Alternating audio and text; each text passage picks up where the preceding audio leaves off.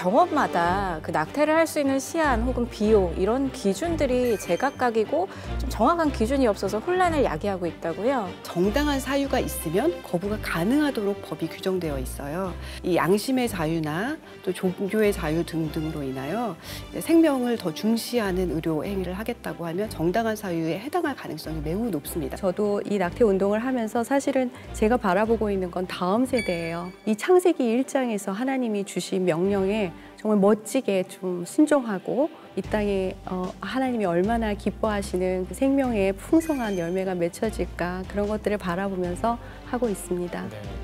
입법 시한이 지나고 드는 마음이 하나님 지금 이 시한이 지나버렸는데 우리는 어떻게 하면 좋겠습니까? 할 수 있는 게 별로 없는데요. 그런데 하나님이 주시는 마음은 듣든지 아니 듣든지 하나님의 진리를 선포하라라는 마음을 주셨기 때문에 네. 계속적으로 우리가 지켜야 될 것은 생명의 법, 생명이고 하나님께서 이것을 원하신다는 말씀을 드리지 않을 수가 없습니다. 지난해까지 낙태법이 개정되지 못하면서 우려했던 입법 공백 상태가 계속되고 있습니다. 낙태죄 전면 폐지와 태아생명보호 낙태법 개정, 상반된 두 청원 모두 10만 명 이상의 국민 동의를 얻었는데요. 전혜성 사무총장님, 낙태법 개정을 요구하는 목소리가 좀 있죠? 2019년에 헌법재판소의 결정 자체가 지금의 상태로 놔두지 말고 12월 말까지 개정을 해라라는 게 그런 과제를 준 거거든요. 그래서 우리는 이제 개정을 해야만 하는 거예요. 그런데 지금 그 개정이 이루어지지 않은 채로 낙태죄 조항이 실효 상태로 입법 공백이 발생한 것이 지금 가장 큰 문제라고 보여집니다. 그렇기 때문에 낙태법 개정을 좀 더 요구하는 거죠? 네, 그렇죠. 그래서 저희가 빨리 조속한 시일 내에 낙태법을 개정을 하라라는 요구를 아주 강력하게 계속 하고 있습니다. 네. 네.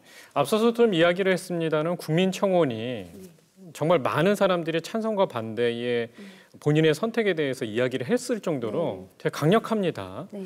변호사님, 이것을 좀 분석해야 될 것 같은데요. 이 정부의 개정안의 문제점 어떤 것이 있을까요? 정부 개정안은 사실 시기, 방법, 사유 저희가 이렇게 세 가지 정도로 분류해서 말씀드릴 수 있는데 네. 이 모든 찬반 양론을 피해가기 위한 법안이라고 볼 수 있어요. 그렇다 보니까 모든 문제점을 그대로 안고 있는 법안인데요. 이 시기 문제입니다. 먼저 파란색 보시면 정부 개정안의 내용에 임신 14주 이내에는 본인 요청에 의한 무조건 낙태를 허용하고 있습니다. 네. 그리고 24주까지는 상담을 24시간 내에 상담을 받고 24시간 숙려 기간 지나면 누구나 임신 중기까지도 낙태가 가능하도록 되어 있거든요. 사실 이렇게 24주까지 낙태를 하면 우리나라 현재 이루어지고 있는 낙태의 98%가 법의 테두리 안에서 비범죄화되는 상태에 이르릅니다. 현재 일어나고 있는 낙태를 거의 전면 허용하는 기준이라고 봐도 되겠네요. 낙태가 허용될 수 있는 기준선을 오히려 정한 셈이 됐죠. 네. 또 다른 문제가 있는데 미성년자 낙태 절차가 적용되어 있는 거예요. 낙태가 돼도 최소화해야 된다면 우리 미성년자의 성을 보호해야 할 국가에서 16세를 기준으로 해서 상담 확인서만 있으면 미성년자도 낙태를 부모의 동의도 없이 할 수 있도록 그래서 이 정부 개정안이 찬반 양쪽으로부터 엄청난 비판을 받습니다. 낙태죄의 폐지를 원하는 입장에서는 이게 실질적으로 낙태죄를 남겨놨다는 것 자체가 문제고 낙태가 줄어들어야 한다는 생명보호 운동을 하는 쪽에서는 이것은 실질적으로 생명을 경시하는 법을 헌법화해 준 것이다 라는 문제점이 발생하게 되는 거죠. 그래서 이제 대안 입법들이 나오는데요. 이제 지금 현재 나와 있는 법안 대표적인 법안들을 좀 준비를 해봤습니다. 예, 폐지안은 뭐 다른 여지가 없어요. 그냥 낙태죄를 전부 다 폐지하고 오히려 이런 절차들을 부드럽게 오히려 임신 중절의 권리다라고 해서 이런 절차들을 규정하는 법안으로 개정안이 나와 있고 정부 법안은 아까 말씀드린 것처럼 남아는 이때 합법화하는 절차를 보호해주자 이런 형태로 됐고요. 그 다음에 이제 생명 보호하는 취지에서 조혜진 의원님과 서정숙 의원님께서 법안을 내주셨는데 한국형 심장박동법이라고 부르는데요. 태아가 심장이 뛰는 6주를 기준으로 해서 낙태 허용 기준을 그나마 제한해보자. 서정숙 의원님께서 내신 안이 10주를 기준으로 낙태를 비범죄화하는 안을 제시를 해주셨습니다. 이렇게 사실은 낙태 문제의 원본으로 돌아가면 태아가 생명인가? 아닌가 하는 문제인 것이에요. 그런데 다만 헌법재판소에서는 태아도 생명이지만 여성의 자기결정권을 존중해라. 어느 정도까지 할 것이냐라는 의문을 던져준 거거든요. 네. 그것에 대한 합의점을 만들기 위한 노력이 법안으로 나와 있죠. 근데 아직까지 어떤 성과가 나오지 않고 있다는 거, 아무런 논의가 이루어지지 않음으로써 이게 지금 외면당하고 있는 것이 문제점이라고 또 합니다. 해외 사례들 참고하면 좋을 것 같은데요. 지금은 외국은 어떤 정도로 진행되고 있습니까? 세계 낙태법 현황을 좀 그래프로 만들어봤습니다. 유엔에 등록되어 있는 WHO에 나와 있는 자료를 기준으로 한 건데요. 3분의 2 정도가 전 세계에서 낙태를 전면 금지하고 있는 상태입니다. 그러니까 우리가 예상하는 것과는 달리 3분의 1만이 낙태를 허용하고 있고 전면적으로 허용하고 있는 나라는 아주 소수에 불과합니다. 그러니까 우리는 선진국 낙태가 다 합법화가 되어 있는데 우리나라만 계속 후진국 법에 머물러 있는 것이 아니라 사실 흐름은 낙태가 전면 금지되고 일부 성의 자유로 인해서 낙태가 합법화되는 현상이 나타나고 있는 것이죠. 혹시 말씀하시는 분들 중에 OECD 국가에서 낙태가 합법화 많이 됐다, 이게 선진법이다라는 얘기를 해주시는 분들이 계세요. 근데 반대 다른 관점으로 한번 보여드리겠습니다. 성의 자유화 국가가 사실 OECD 국가와 거의 일치합니다. OECD 회원국이면서 포르노 합법화한 국가는 대부분 낙태가 허용되어 있습니다. 네. 그리고 이제 뒤집어서 보면 낙태 허용된 국가는 대부분 또 포르노가 허용된 상태거든요. 우리 이제 이름을 대면 알만한, 누구나 알만한 나라들은 대부분 포르노가 합법화되어 있습니다. 그리고 이 성의 자유화의 결과죠. 결과는 어떻게 나타나냐면 혼외자입니다. 하나님이 축복하시면서 이제 가정을 이루라고 하셨는데 가정을 이루지 못하고 태어나는 아이들의 비율이 상당히 높게 나타나거든요. 유럽이나 OECD, EU의 평균 40%에 이릅니다. 사실 성의 자유의 결과가 가정의 보호를 받지 못하는 아이들이 늘어날 수밖에 없다는 것이, 우리나라가 과연 이런 선진법을 꼭 따라야 가야 할 꼭 그런 이유가 있는 것인지 다 같이 한번 생각해 볼 필요가 있다고 봅니다. 혼외자면 아무래도 부모의 사랑을 조금 더 충만하게 받기가 어렵잖아요. 이거는 사회 문제로까지도 연결될 수 있는 중요한 부분인 것 같습니다. 저는 지금 이 통계 자료를 보면서 이게 참 저도 좀 문외한이었구나라는 생각이 좀 들고, 또 선진국에서는 또 우리나라는 또 다른 방향성을 갖는 것도 대단하다라는 좀 생각이 들었거든요. 근데 실질적으로 저희가 이제 고민해야 될 게 사회적으로 그런 분위기가 좀 만들어져야 되고, 또 우리나라는 왠지 좀 혼외 자식 또는 이런 게 하면은 죄인처럼 좀 취급받는 그런 문화라든지 사회적 대안이 좀 마련돼야 할 것 같은데 사무총장님 어떻습니까? 저희가 이제 목표로 하는 것은 낙태 자체를 줄이는 거예요. 그래서 낙태를 줄일 수 있는데 도움이 되는 어떤 사회적인 제도나 이런 법 같은 것들은 저희가 처음부터 강력하게 이제 요청을 해왔던 것이고요. 그 예를 들자면, 예를 들어서 뭐 미혼부, 미혼모 지원법, 이제 우리가 너무 이런 부분이 약하거든요, 지금. 그래서 그러니까 아이를 내가 혼자서라도 낳아서 기르겠다라고 했을 때 그 결단에 대해서 우리가 충분히 지지해주고 그들도 아이들을 잘 키울 수 있는 어떤 사회적인 환경을 만들어줘야 되고요. 그리고 이제 저희가 가장 강력하게 요청했던 것들은 남성 책임법이에요. 이건 뭐냐면 이 임신이라는 행위 자체가 여성 혼자서 할 수 있는 행위가 아니잖아요. 남성과 여성이 다 참여하는 행위이기 때문에 그 행위에 대한 결과에 대해서 공동으로 책임을 지게 하는 거죠. 그래서 일부 이제 유럽이나 뭐 미국 같은 경우에는 강력한 남성 책임법을 가지고 있는 나라들이 있어요. 그리고 OECD 국가 중에 우리나라가 유일하게 남성 책임법이 없습니다. 근데 이 남성 책임법이라는 것은 실제적으로 굉장히 그 성폭행을 줄이고 또 낙태를 줄이는 그런 효과가 있는 것으로 알려져 있거든요. 그래서 저희는 계속해서 남성 책임법을 만들어 달라. 그래서 남성들이 아이를 임신하게 하고 그것을 또 그 아이가 태어나서 양육하는 데 들어가는 모든 비용에 대해서 남성들이 공동으로 책임을 지도록 해야 한다. 그런 의견을 그런 주장을 하고 있습니다. 네. 정말 그 남자가 평생 그 아이를 책임져야 된다는 그런 인식이 뿌리 깊게 박혀 있으면 그럼 쉽게 일어나는 일들도 많이 줄어들 것 같아요. 네. 그리고 낙태 관련해서 쟁점이 가장 되는 것 중에 하나가 여성의 자기 결정권이냐 아니면은 태아의 생명 보호이냐인데요. 이에 대해서는 전혜성 사무총장님께서 어떻게 생각하십니까? 그러니까 흔히 낙태를 여성의 자기 결정권과 태아의 생명권이 충돌한다라고 그렇게 인식하는 경향들이 있어요. 그런데 저희는 이런 경향 자체에 대해서 받아들일 수가 없는 입장입니다. 왜냐하면 생명권이라는 것은 자기 결정권하고 비교할 수 없는 더 위에 있는 기본적인 권리이거든요. 사실 여성이 임신을 하게 되는 때는 여러 가지 자기 결정의 단계를 거치거든요. 처음에 한 남성과 여성이 만나서 성관계를 가질 때도 결정이 필요하고요.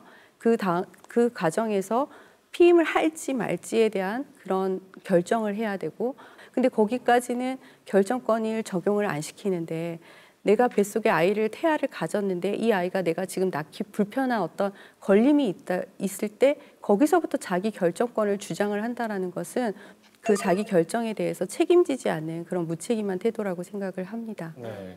사실 충돌되는 게 방금 전에 언급했듯이 자기 결정권과 또 이 생명 존중에 대한 개념인데, 이것을 좀 법적으로도 좀 체크업을 해야 될 것 같거든요. 변호사님 어떻습니까? 사실 아까 말씀하신 성적 자기결정권의 문제를 쭉 따라가 보면 성적 자기결정을 하면 사실 생명이 잉태되는 것이고, 잉태된 생명이 출산과 출산 이후에 양육의 문제가 나오는데, 이 생명이 잉태되기 전까지에 대해서는 법적으로 어떠한 제한도 없어요. 그 이후에 잉태된 생명을 낙태로 없애는 것 자체는 사실 성적 자기결정에 대한 책임을 부인하는 것이고, 지금 한참 이슈가 되고 있는 이제 양육에 대해서 이 책임을 부인하는 것에 대해서는 아시다시피 유기나 방임, 학대 뭐 이런 문제가 나오거든요. 양육의 책임을 제대로 다 하기 어려워하고 그것을 책임을 부인하는 형태로 나타나는 것에 대해서는 오히려 또 법적으로 강하게 처벌해라라는 요청이 있다는 거죠. 사실 이 낙태는 합법화해라, 유기는 강하게 처벌해라. 사실 이 모든 생명에 대한 책임의 일부를 서로 모순되게 대하고 있는 우리의 태도를 볼 수 있다는 겁니다. 네, 이제 낙태법 개정은 이제 끝이 아니라 완전 시작이라는 생각이 드는데요. 두 분의 앞으로의 활동이 참 기대되는데, 먼저 연추현 변호사님께서 말씀해 주시겠어요? 네, 저는 먼저 이 법이 논의되도록 하는 것이 첫 번째 제가 해야 할 과제라고 생각합니다. 법이 논의 안 되고 없어진 것처럼 이 상황이 흘러가는 것이 가장 위험한 상태거든요. 그래서 이 법이 어떤 형태로든 형법과 모자보건법이 논의가 될 수 있고, 그리고 공개된 자리에서 이 문제를 어떻게 공론화해 갈 것인지에 대한 문제, 그리고 생명을 보호하기 위한 대안입법들을 만들어내는 역할을 생각하고 있습니다. 앞으로도 더 바빠지지 않을까 하는 걱정을 하고 있는데요. 많은 국민들께서 성원해 주시면 좋은 입법이 될 수 있을 것 같습니다. 네. 지금 저는 가장 이제 향후 계획에 있어서 가장 관심을 가지고 있는 부분은 다음 세대 교육입니다. 저희 다음 세대들이 이미 공교육 현장에서 포괄적 성교육을 준하는 그런 성교육을 받고 있고요. 이 포괄적 성교육은 IPPF가 굉장히 주도적으로 준비하고 실시하고 있는 성교육입니다. 여기서는 낙태를 자기의 성적인 권리로 가르쳐요. 그러면 이 교육을 받은 아이들은 점점 자라서 낙태는 나의 권리로 인식하게 되는 거죠. 그럼 이것은 제가 아까도 말씀드렸지만 하나님이 원하신 뜻이 아니라는 거예요. 그래서 저는 가장 다음 세대를 저는 바라보면서 교회가 앞으로 이 교육을 막을 수 있도록 바른 성경적인 성교육을 통해서 이 포괄적 성교육에 맞서는 그런 바른 성적인 지식과 또 가치관을 가지고 생명을 존중하는 그런 교회 회복 운동이 일어나기를 그렇게 바라보면서 기대하면서 저희는 그런 쪽의 활동을 준비하고 있습니다. 네, 사실 바른 가치관을 갖는 거가 너무나 중요한 거고요. 또 저희가 오늘 방송을 통해서 많이 배웠을 것 같고, 성도 여러분들께서도 이런 건 몰랐던 내용인데 이런 내용이 있었네라고 생각할 수 있을 것 같거든요. 마지막으로 성도 여러분들께 하고 싶은 말씀 한마디씩 부탁드릴게요. 먼저 변호사님 먼저. 네, 저는 말씀드리고 싶은 것이 최근에 하나님께서 주신 마음이 말뚝을 박아라 이런 마음을 주셨는데, 말뚝을 박으라고요? 네. 그 영적 기류가 사실 휩쓸려가기 좋게 이미 굉장히 세차게 우리의 삶 속에 몰아닥치고 있습니다. 네. 우리가 여기에 휩쓸려가지 않으려면 지금 있는 자리에서 일단 너무 큰 욕심이 아니라 말뚝을 박고 이 자리에서 버티면서 반전을 꾀해야 된다는 그런 마음이었거든요. 세상에 휩쓸리지 않고. 네, 그렇습니다. 세찬 영적인 그 공격과 흐름에 우리가 거슬러 나가기 위해서는 일단 이 자리에 굳건히 멈출 수 있고, 그리고 내가 굳건할 때 내 주변에 휩쓸려 가는 많은 이웃과 친구들을 붙잡아 줄 수 있거든요. 먼저 우리가 나 하나 지키는 신앙, 나 하나 거슬러 가는 신앙이 아니라 여기서 이 세대를 거슬러 올라갈 수 있는, 세대를 이끌어갈 수 있는 말뚝을 받고 다시 시작하는 반전의 기회를 노리는 네. 그런 세대가 되었으면 합니다. 저는 낙태가 좀 과한이길 수도 있지만 영적 공격이 맞을 수 있다고 생각하는 게 타인의 권리보다 내 권리를 더 앞세우고 이런 것들이 수많은 범죄로 이어질 수도 있다고 생각하거든요. 이 생명 경시의 문화는 사실 이미 이제 최근 판결문 안에도 이것은 생명 경시다, 이런 식의 판사님들도 얘기를 하는 경우가 있어. 실제로 법원에서도 이 생명 경시의 흐름을 이끌고 있는 것이 낙태입니다. 그래서 이런 문제에 대해서도 성도 여러분들께서 관심을 많이 가져주시고 이런 흐름에 휩쓸려가지 않도록, 사실 자칫 관심을 기울이지 않으면 그냥 이것이 자연스러운 것인가 보다, 어느 정도는 허용해야지, 이렇게 생각하시기 쉽거든요. 이것을 깨어있기 위해서는 정신을 바짝 차리고 하나님이 원래 우리에게 주셨던 질서는 무엇이었든지, 진리는 무엇이었든지 찾아가는 과정이 좀 필요할 것 같습니다. 네. 사무소님 생각 어떻습니까? 저도 연 변호사님하고 굉장히 이제 비슷한 이제 마음들을 많이 주세요. 근데 아까도 잠깐 말씀드렸지만 저는 창세기로 돌아가자, 그런 말씀을 많이 주변에 나누고 있어요. 그러니까 우리가 어떤 말씀은 순종하고 어떤 말씀은 순종하지 않을 것인가 우리가 결정할 수 없다는 거죠. 하나님의 말씀은 1.1획도 틀린 것이 없고 정확무오하기 때문에 저희는 그 말씀에 하나하나에 순종하기를 힘써야 된다라는 그런 마음을 계속해서 주시고요. 그것만이 우리가 이 땅에서 거룩하게 구별된 삶을 살 수 있는 어떤 힘이 되어주고, 그것이 우리가 마땅히 가야 할 바라는 것을 계속해서 보여주고 계시고요. 다음 세대에게 정말 그런 얘기 많이 해주고 싶어요. 정말 창세기부터 멋지게 한번 순종해보자. 굉장히 지금 시대는 거꾸로 가고 있거든요. 사실까지 부인하는 것이 이 포스트 모더니즘 시대에 그냥 흔하게 일어나는 일이에요. 사실을 부정하는 것, 사실도 인정하지 않는 것, 내가 그것을 마음에 맞으면 취하고 마음에 맞지 않으면 버리는 것이 요즘 세태인데, 그게 아니고 정말 하나님의 말씀을 보고 정말 그 표대를 향해서, 하나님의 그 주시는 그 표대를 향해 선한 일을 계속해라, 그런 마음들을 계속해서 부어주시고 계시고요. 그런 것들을 많이 흘려보내고 싶습니다. 네, 정말 쉽지 않지만 저희가 반드시 알아야 될 이야기였습니다. 연치현 변호사님, 전혜성 사무총장님, 오늘 말씀 고맙습니다. 네, 말씀 고맙습니다. 감사합니다. 네, 우리 사회 전체가 생명에 대한 엄중한 책임감을 갖도록 한국 교계와 또 성도 한 사람 한 사람이 마음을 모아야 할 때입니다. 세상을 바꿀 수 있는 가장 강력한 무기는 성도의 신앙과 복음 전파라고 생각합니다. 한 생명을 살리기 위해 최선을 다하는 우리가 되길 소망합니다. 네, 지극히 작은 자를 지키는 일에 동참하는 우리를 주님께서는 기뻐하실 것입니다. 저희는 계속해서 복음의 시선으로 성도와 세상을 이어가겠습니다. 함께해 주신 시청자 여러분 고맙습니다.